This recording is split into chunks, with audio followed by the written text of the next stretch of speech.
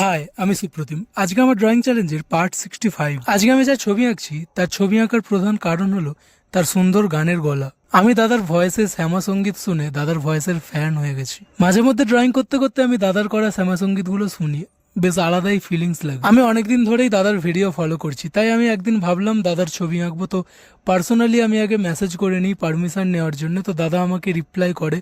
তো তারপরেই আমি ফটোটা সিলেক্ট করে দাদার ছবি আঁকতে শুরু করি। এটা ভালো হয়েছে কিনা নিজের প্রতি কনফিডেন্স নেই, কারণ আমি এর আগে কোনোদিন চশমা পরা কোনো ছবি আঁকিনি, এটা আমার প্রথমবার।